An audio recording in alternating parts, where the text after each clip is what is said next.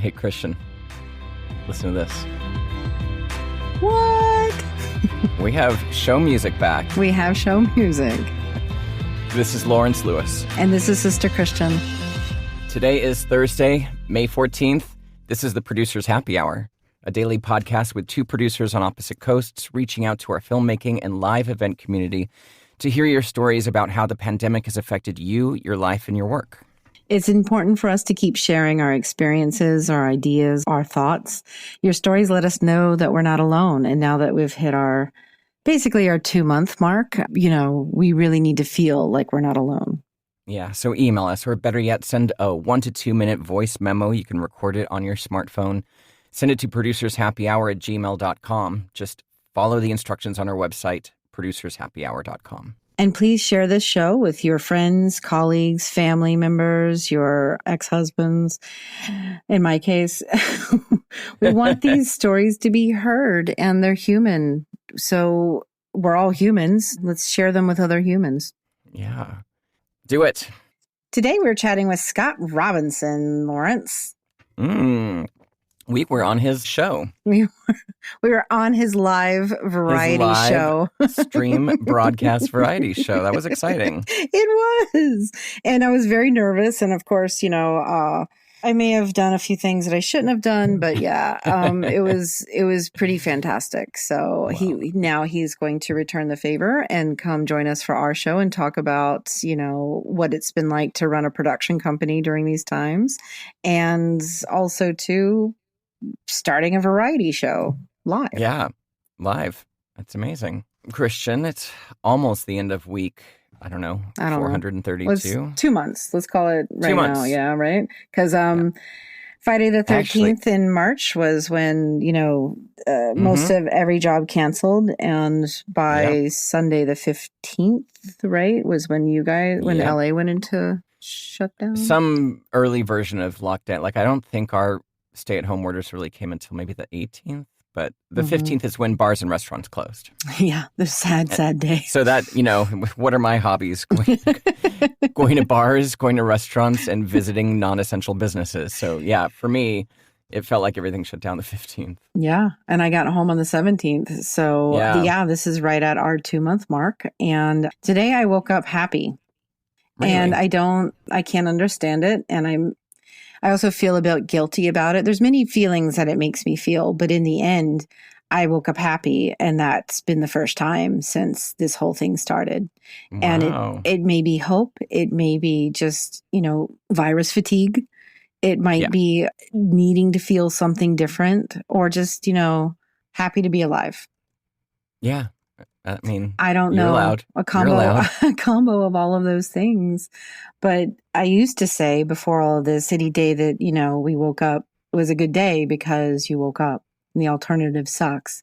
And today was the first day during all of this. It feels, it's not lip service. I'm very thankful to be here and thankful and happy today.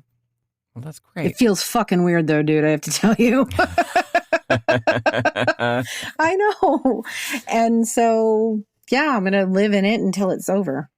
We'll see. Yeah, good. Enjoy it while it's here. And even if it doesn't make sense, hey. It doesn't make any sense. But yeah. So how are you doing? I'm okay. I think I'm still in this kind of state of confusion. Mm-hmm. I saw some crazy video of a police officer coming to shut down a, Waffle House in Fresno or something like that. Right. And all the citizens and customers were trying to block the officer from going in the store. Wow. It was angry and heated and strange. And it's like, whoa. They're yelling at the officer that he doesn't have a right to be there or, go inside or, it's his private property. It's just like, things are on tilt. Desperate. As you say in the pinball profession. Tilt. Flashing tilt. Yeah. Well, we brought it up a few weeks ago, but desperation has really started to set in. Yeah. Again, multiple people, I keep seeing the posts on different forums about multiple people not receiving any kind of benefit help at all. it's completely unsustainable. Oh, yes. And I sat in on a round table last night of crew members that somebody else would put on. And what I noticed mostly was the need to get back to work and the fear that precautions weren't going to be taken and that the need to work is going to outweigh their need for safety at some point. Yeah. And that was the discussion in fear. And it, again, just broke my heart in a way that is like, I could never imagine putting somebody in that position, let alone they're willing to be put into that position because they have to feed their families. Well, it's like yesterday on our crew roundtable, we talk about rates. We asked everyone about rates and, whether or not they're willing to take a discount, just put themselves on sale in order to win the very few jobs that are out there. Mm-hmm. And everyone said, no, check back in 3 months. Yes. Where what I was hearing last night was yes. Yeah. Any income right now. And I do think that part of it is, a larger discussion based on societal norms and disparities that, this virus is shining a big light on because, and also too, how very much we live in a society with a lot more people living paycheck to paycheck than we ever knew. Yeah. Or month to month. Month to month. Yeah. What does that say about, how robust of an economy we supposedly had if, so many if people... it's so precariously... It's so fragile. Yeah. And just also too, like, somebody mentioned that they had a good year last year like you did and invested in equipment in January. Ouch. Yeah. So obligations are not going away, but the work has. Ugh, it's just, it's gut-wrenching everywhere. And I know we talk about it every day, but there's just the light that we have to shine on it just needs to keep happening because nothing's happening to fix it. And, what I said is not a judgment on people that do feel like they need to reduce their rates. Not. I'm just talking about how sad it is that we've come to this point in our industry. Right. These are the people at the top of their abilities. Oh, yeah. The most talented craftspeople, the ones we work with, the ones in the commercial industry. They're the highest paid, the most nimble, the most agile, and the most creative. And to hear them all just talking about discounting the rates is just a little disheartening. But I get it. Yeah. Some of the people on the call I recognize from when I was a coordinator. So they're top of their industry and they're still in that position. And I know that you and I would like to consider ourselves ethical producers. Mm-hmm. I do consider myself that. I consider you that. And I'd like to think that I would not put somebody in the position of having to lower their rate. But I also, too, understand that I'm in a position right now where I'm not willing to lower my rate to take a job. Mm-hmm. There are people who are just as talented as we are who are in a position that would lower their rate to take a job and then would ask crew to lower their rate to take a job. So the judgment isn't there in that sense. It's just... I also feel strongly about banding together and making sure that we fight for each other as much as we can. Yeah. 2 cents. 2 cents. It was actually more like 5 cents, but... Why is it, you want to give us your 2 cents, but people only pay a penny for your thoughts? Somebody's losing a penny or making a penny. I don't know. Or somebody's worth more than they're getting paid for, it seems. As it were. If you haven't been to our website yet, there's a page on there called Take Action. And on there, we've got a lot of resources, a lot of links to resources if you need financial help for people like us in the industry. And there's also some things you can do on there to volunteer, to donate, and to help other people out if you have the means. Feed the Freelancers has a nice new website. They do. And I've been passing it out to people in group forums, just I know that another thing about our industry is we don't like to ask for help. Yeah. So there is a place on Feed the Freelancers webpage where you can go and request help. Yes. And I think you should. Yeah, don't be ashamed. Yeah, you're not asking your friends. You're asking an organization that is absolutely set up to do this. So exactly. And freelance life ain't easy, guys. All right, let's get on with our interview. let's do it. Scott Robinson is an innovative and effective executive producer and director with experience in broadcast, web content, interactive, and live productions. His company, Robinson Films, Inc., was started in 2007 as a New York City-based production service company, working mostly with international clients, producing commercials with a stable of wonderful directors. Over the years, they created award-winning media for clients such as Honeycomb Cereal, Colgate, United Nations, David Letterman, Turner Classic Movies, and Filmstruck. Let's take a listen.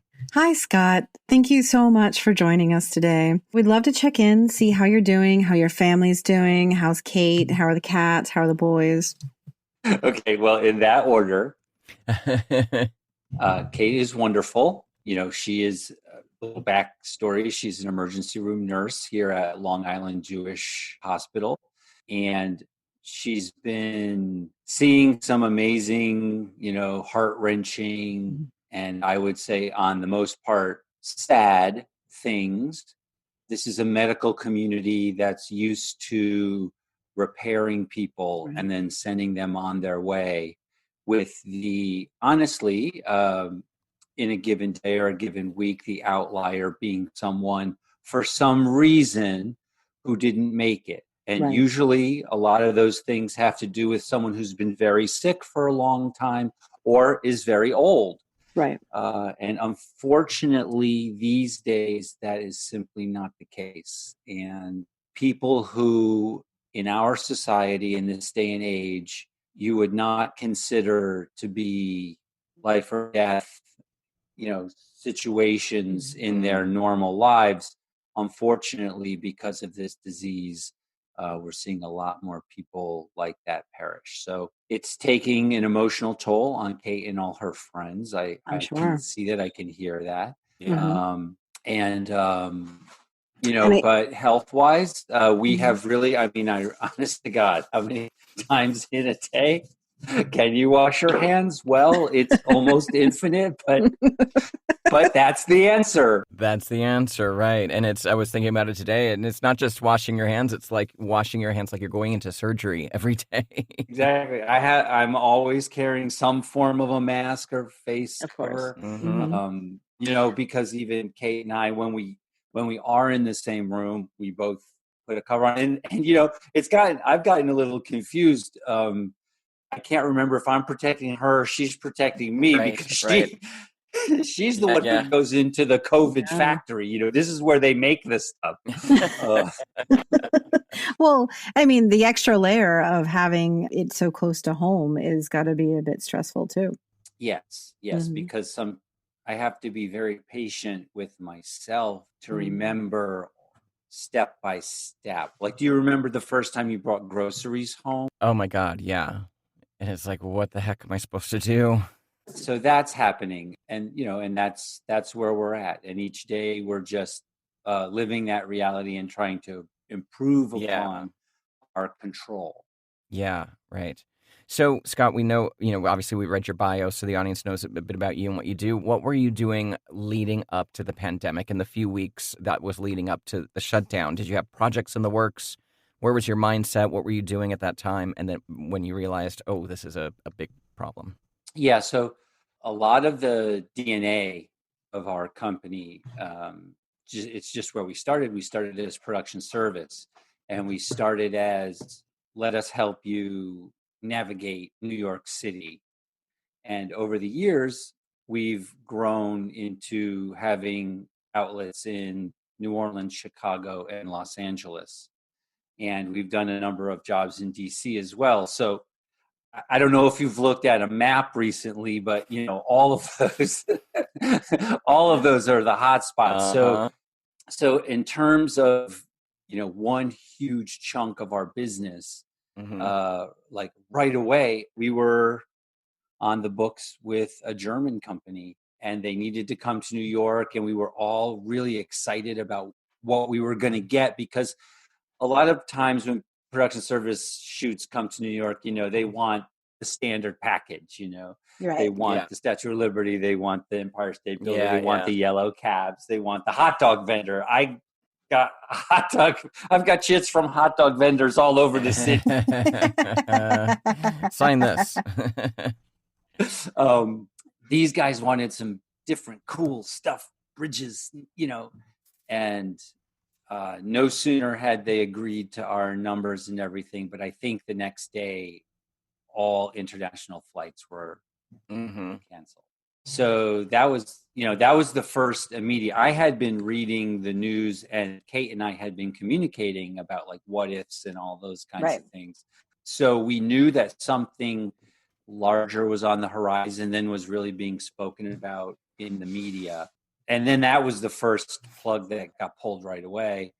And then we do a lot of promo work for some of the bigger stations and things like that, and right away, instantly, and that means that we're on the set of whatever television program is filming, and we're doing some behind the scenes, and then we're doing interviews with stars, and then right there mid-March, all the bigger networks just stopped all production. I'm sure. Yeah. And that's the scene in the movie where the submarine runs silent, run deep. Exactly. Well, so moving forward, right? I'm sure you're getting a lot of ants in their pants clients. And I only know this because I've received those phone calls about, people, where can we film in the world? When can we film in LA? When can we film in New York? All of those. So are you getting boards coming across? Are there discussions going on with brands? Are they hanging back and just waiting to see who goes first? What are you hearing out there? Right. So honestly, I think in the immediate last couple, I don't know, maybe it's been 2 weeks, I've had 3 work style-y things. One was, we want to attempt the little cute child doing the monologue about how this has brought us all closer together, ostensibly to the parent's phone. And then that was just dropped. That just went away. And then, but the disheartening thing, and I really am a positive person, and I'm sure we'll get to something positive soon, but in a triple bid situation, I always feel very, very confident because we are a small company. We are a nimble company. We, pivot is all we've ever been doing as technology has been changing, you know what I mean? So pivot in a triple bid situation, I feel very competitive. My directors are very creative, and we're all thinking outside of the box. What I found out, was we were competing at a low number against 10 different people, and a lot of those were the giants. Right. Oh, wow. Yeah. Everyone's reaching down to pick up any sort of, yeah. So that tells me that the ecosystem is changing. Going to my little watering holes, I'm seeing some larger elephants and giraffes there. Like, wait a minute. A lot of companies immediately put out, some shooting methodologies to help promote themselves to agencies to get them. Did you do anything of that sort? Did you have any plan or put out any sort of approach, or just have conversations with your existing clients? And I didn't. I have to say that right now I'm only beginning to believe in some of this. When you guys remember when 3D came out again, yes. maybe again. For the third time. Well, it was Jaws 3 or whatever. The first time I really remember it, where you just sit in the theater with those, and then it came out again without. Yeah, it's like every 50 years, the 50s, the 80s, and then 2010. Exactly. Yeah, I didn't believe in it, and I didn't buy the new television. I didn't buy the cameras. Do you know Mariusz? He's one of these genius DPs who's all the time on the cutting edge of all the technology and stuff. And in that time, he was showing me camera systems. He was showing me how, because he was excited by it, and I was excited by it, but I didn't believe in it. And same thing when I started, like right away. I'm still getting things from like casting people and stuff like, this is how we can do this, and this is how we can do that. I'm like, show me where the testing for this is first. Show me where, anybody is saying this is how you bring 5 people together. Right. Yeah. I agree completely. Safely. Yeah. So I am seeing it, but I'm not sure that things have gelled yet. Right. And having a healthcare worker in the house, Is she helping inform some of your thinking on this? Yeah, because all of the medical people are not catching it, it lets me know that there are ways that humans can interact. But, right now they're wearing what you could compare to a wetsuit, Right. Yeah. They're fully covered. It's like Dustin Hoffman in Outbreak. Yeah, Yeah. exactly. There's a reference for you guys. Kids, that was a movie from the 90s. So that that's not going to happen. But then you see even the cashiers or some of the people in the medical world, they're wearing those plastic, shields. face shields that you might see in a woodworking shop. Okay, maybe we can start there. We are already segmented by call sheet. You know what I'm saying? Yeah. We don't all have to sit on the back of a cube, smoke cigarettes, and drink coffee. We don't have to. My wife's family, they're also avid golf players, and one of the things that's happened in golf now, as odd as this may seem, is everybody has individual golf carts. Oh, right. No one's sharing golf carts right now.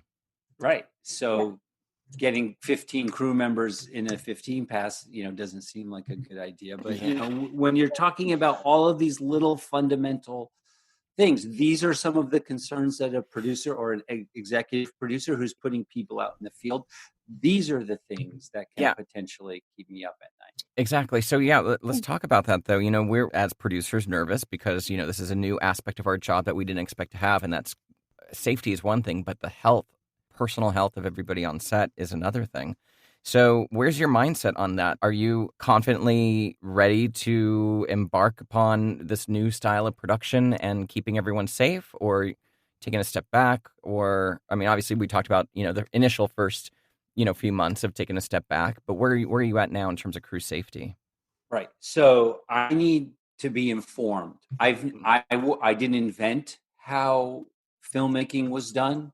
Yeah. I didn't invent the role of the first AD. I didn't invent the safety meeting, but I subscribe to them. Yeah. So I have a little, filter. Number one, I check in with government, right? Right. And then I feel like I have a wonderful insurance company. They're called DR Reef. They're here in the city.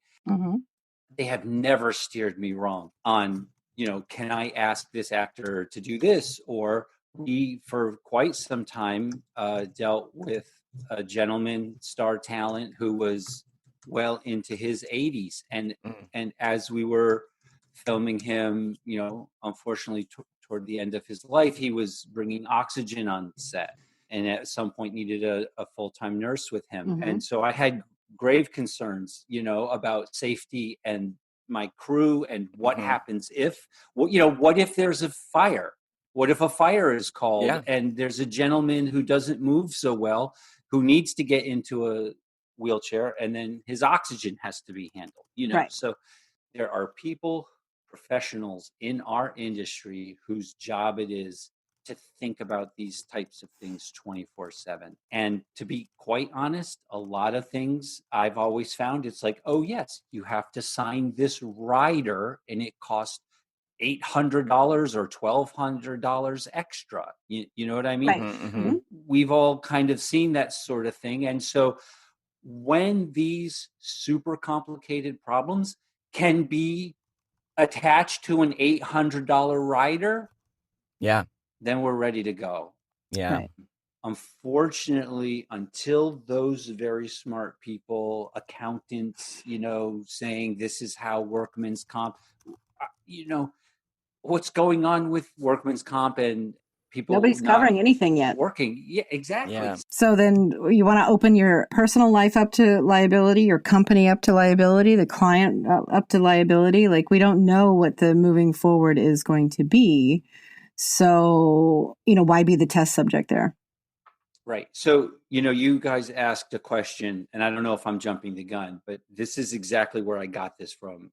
You asked a question about 9/11 on your sheet, and that experience taught me to focus in on what the immediate danger is. Like, what is the danger to myself and my crew? Right. Yes. and my client, my people. Right. And because instantly in that situation, there was a lot of hype, and it was difficult to cut through the hype and get down to like, what are the bare bones of this situation? Yeah. I would love to jump in and ask you, switching topics. So it looks like you have found a way to become creative in this time. And I know that in the beginning we found a way to be able to talk about ourselves and people and keep close to our community. And it looks like you have too. Do you want to talk a little bit about this live television show you put on 3 times a week? Yes, because this is exactly how I'm working on both ends. Right. Number one, I'm waiting for instruction. Right. I'm waiting for insurance people and government people to help me understand, a crew of 5 to a crew of 15, right? Right. In the meantime, I've gone to the other end of the spectrum, and I've seen what we're all doing as a society. And then I have taken my tools that I know as a producer, conceiving of, some creative and breaking it down. And then I've applied that to exactly what we can do safely. Yeah. And I've gone to the part of this business that I've always loved. I've gone instantly to the talent part of it. And so we're live streaming a variety show Tuesdays and Thursdays at 8 p.m. on Facebook and YouTube. And basically, I've taken a quarantined platform through Zoom and Skype and using talents that we have from our 9 to 5, editing, suggesting lighting. Oh, is there a window over there? Go sit over there. Can you bring the harp over to the window? Because real human beings don't think like that. But if you can, with a little eyedropper, we apply what we know, what's in our DNA, as producer people. Yeah. And then we're just reaching out. We've had the good fortune of being on this show for a little interview segment, and that was a lot of fun. It was very professionally run. It was very professional, produced. and it's a live show, so that was exciting. It was great to see how you put that together, and I can imagine also, we know doing this show, it's a lot of work. And to do it live, it's even more work. But it's scary. I imagine it's kept you active, it kept your brain going, and kept you kind of involved in the conversation, which I imagine has been great. Yes. And because I'm working, on both ends, I've now, started to reach out to more talent that I didn't know. Like it was easy to fail in the beginning with my friend. Exactly. Yeah. I know. Well, we're still on our friends, just so you know. No, you guys are doing an amazing job, and I'm checking in. I'm watching you guys, cast wider and wider and wider. And I think, what I'm really getting from your show is that you're creating ripples of benefit and ripples of investment that I think you probably don't even realize at this point. Probably. Yeah, probably not.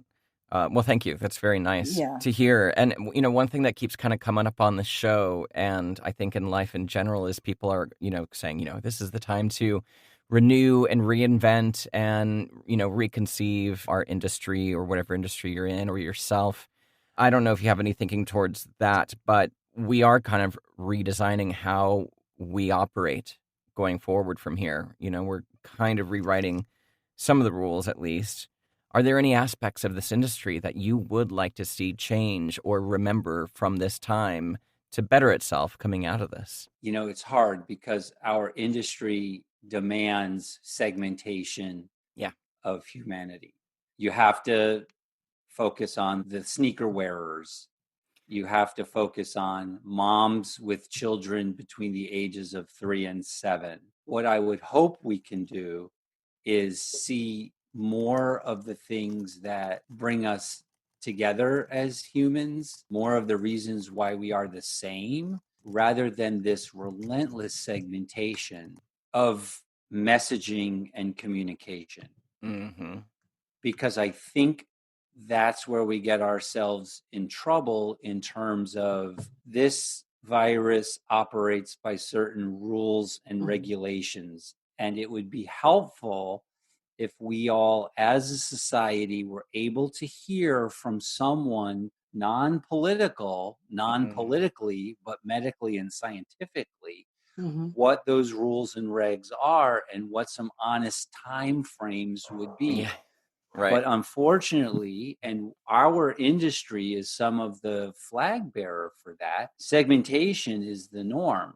Yeah. So everybody's only, making bank when they segment us and then put that messaging out that they know we want to hear. Right. Target specifically that segment. Yeah. So if we were able to change, I would, starting at the creative, the comic level, I would love to see us consider more holistically the human family. Right. Right. In terms of how we do things, I think the only way our industry could have gotten to where it is by following the mantra of safety first. So I'm very proud. Yes.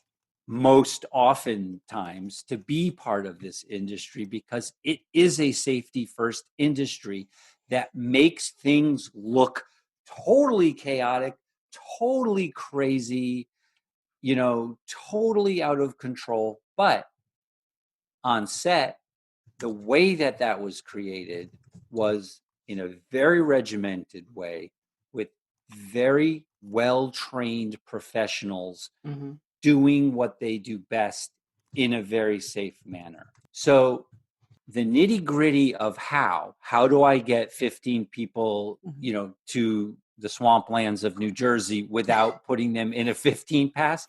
I do not know. Right. But I do believe that when the safety first people in our industry have the time and the resources to put their minds to it, they're going to tell us exactly how to do it. And I'm going to say, oh, this is a wonderful way. I wish I had thought of that. Right. And as producers, we are tasked with, getting an elephant in 3 hours or a unicorn. God bless. I had a crew member say, "Are we really getting a unicorn?" I was like, "Absolutely." And yes, it will be one tomorrow. And then she came up to me at breakfast the next day and said, "There's no such things as unicorns." I love it. Well, so yes, that's what we do.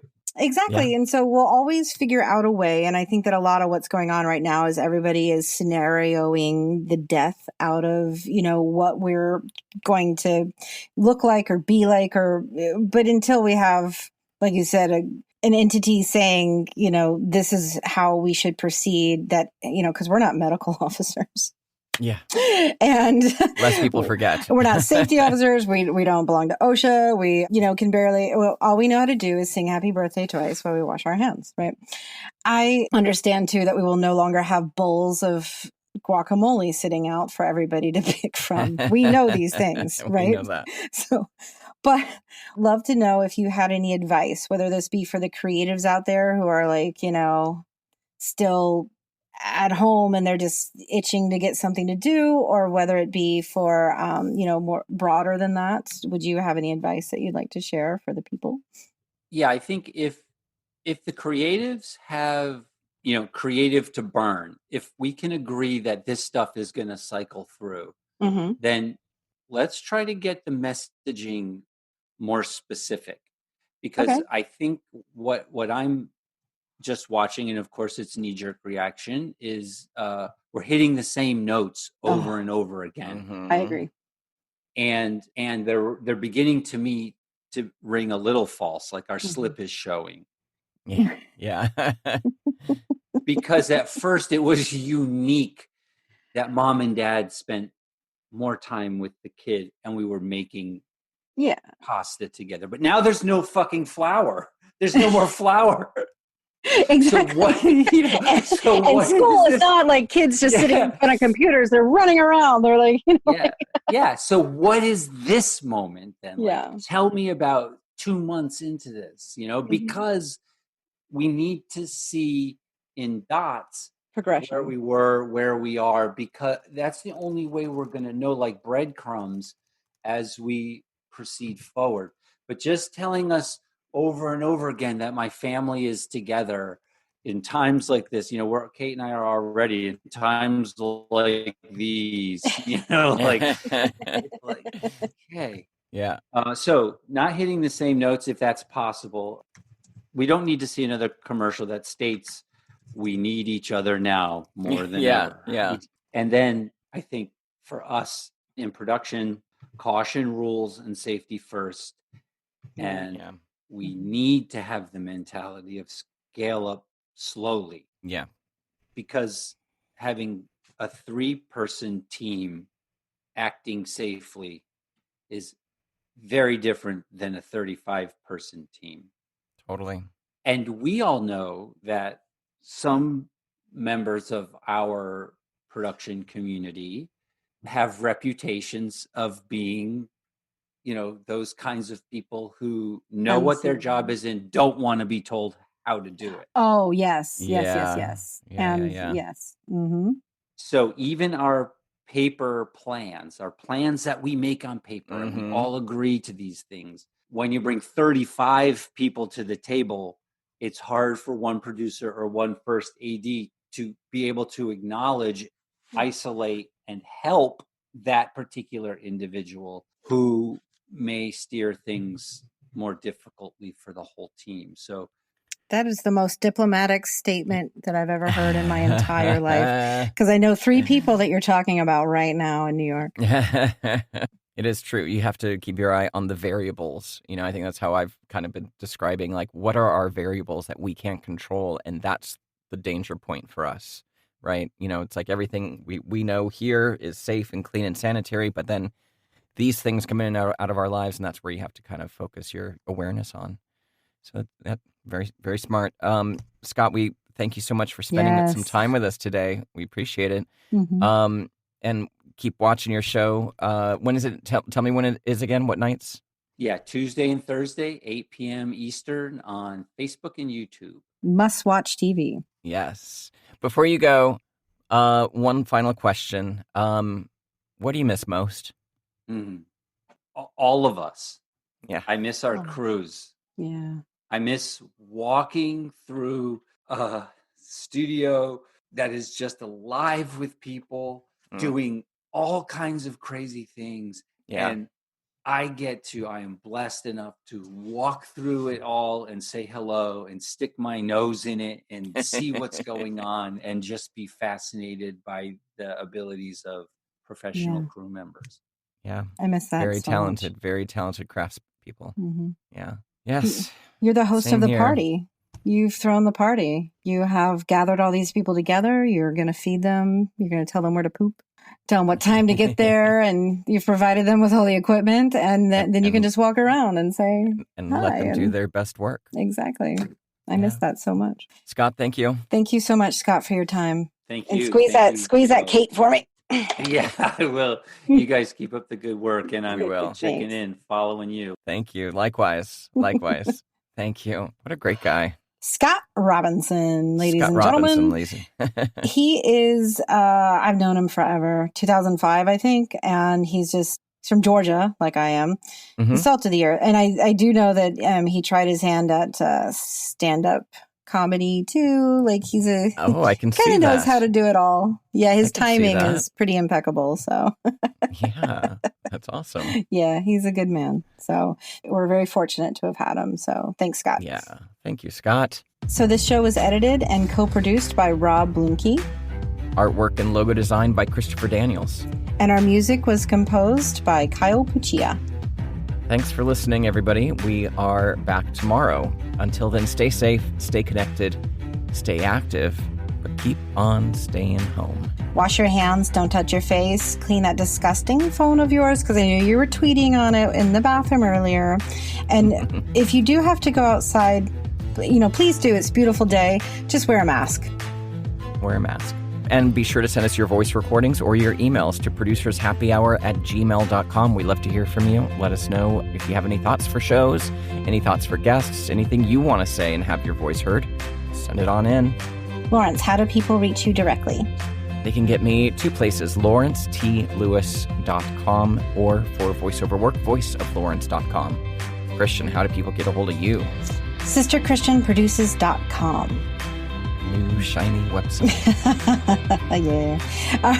Bye, everybody. See you tomorrow. Bye.